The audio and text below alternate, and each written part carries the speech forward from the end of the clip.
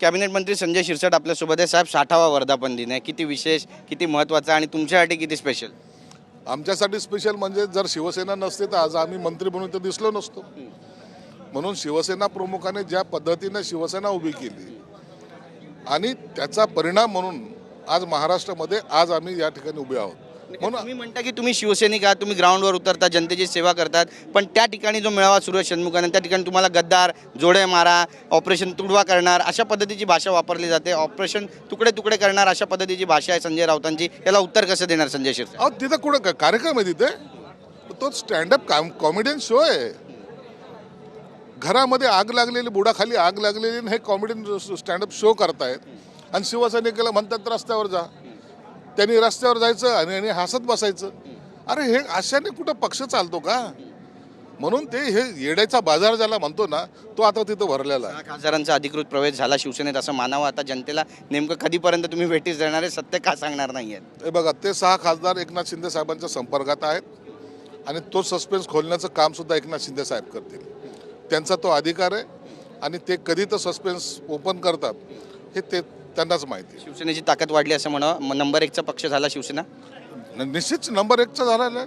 आता सगळ्यात जास्त खासदार महाराष्ट्रामध्ये आमचेच आहेत असं म्हणायला हरकत नाही. त्यामागे बऱ्याच राजकीय घडामोडी सुद्धा घडताना बोललं जात आहे, पाहिलं जात आहे. आणि जेव्हा जेव्हा एकनाथ शिंदे अशा पद्धतीचे ऑपरेशन करतात, एक गुड न्यूज नक्की ते घेऊन येतात महाराष्ट्रासाठी, त्यांच्या नेत्यांसाठी. यावेळी सुद्धा ते गुड न्यूज आहे. आणि कधीपर्यंत येईल? या महिन्यात, पुढच्या महिन्यात, दिवाळीपर्यंत, कधीपर्यंत? आता ही गुड न्यूज फक्त एकनाथ शिंदे साहेबांना माहिती आहे. आज काय गुड न्यूज देतात ते आपण पाहूया.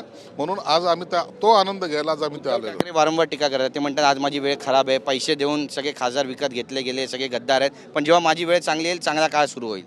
त्यांची वेळ सगळीच कधी चांगली नव्हती, चांगली होती. फक्त कार्यकर्त्यांची वेळ खराब होती. म्हणून कार्यकर्ते आता जास्त वेळ त्या वातावरणात राहू इच्छित नाही. म्हणून त्यांनी आता पक्ष बदलत चालले. सूचक वक्तव्य केलं. ते म्हणतात की उद्धव ठाकरेंचं ठीक आहे, ते आजारी आहेत, मात्र आदित्य ठाकरे कधीच ग्राउंड झिरोवर फटकले नाहीत. स्थानिक स्वराज्य संस्थेच्या निवडणुकीचा पण त्यांनी दाखला दिला. आदित्य ठाकरे काय मॅच्युअर्ड आहे का? तो काय नेता होऊ शकतो का? एक वारसा म्हणून काही बोलायचं. आणि म्हणून आदित्य ठाकरे याला कुठंही असं त्याची स्पेस मिळत नाहीये आणि त्याला जायमध्ये काही इंटरेस्ट पण नाही. पण आता ऑपरेशन तुतारी पण आहे. शरद पवार गटाचे पण 8 फुटणार आहेत, 8 खासदार फुटतील असं बोललं जाते.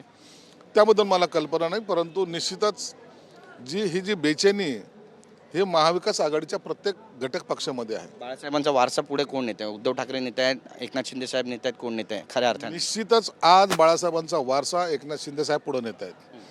तुम्ही जर पाहिलं असेल तर आजचं तुमचा तो येडा संजय राऊत यांचे जर स्टेटमेंट पाहिलं असेल तर तो काँग्रेसचे गुणगान गाताना दिसतोय तुम्हाला. काँग्रेस कशी चांगली आहे, काँग्रेसने देशाला कसं स्वातंत्र्य मिळवून दिले, हे काँग्रेस करणं याचा अर्थ बाळासाहेबांच्या विचाराला श्रद्धांजली देण्यासारखा आहे. नक्कीच. मग हे काँग्रेसमध्ये विलीन होतील का? संजय राऊत काँग्रेसच्या वाटेवर असं म्हणायचं? संजय राऊत सगळ्याच पक्षाचा दलाल आहे. नक्कीच. आज सुषमा अंधारे यांनी आपली भावना व्यक्त केली. त्या भावूक झाल्यात, रडल्या त्या अक्षरशः. त्या म्हणाल्या ओमराजेंकडून ही अपेक्षा नव्हती आम्हाला, त्यांनी अशा पद्धतीनं काम केलं. नाही, ते रडताना मी काही पाहिलं नाही त्यांना, त्याच्याबद्दल मी काही बोलणार नाही. धन्यवाद आमची बातचीत केल्याबद्दल. तर आपण पाहतो आपली भूमिका या ठिकाणी संजय शिरसाट यांनी सुद्धा मांडली. कॅमेरा पर्सन सिद्धेश नाईकसह गिरीश गायकवाड, TV9 मराठी, मुंबई.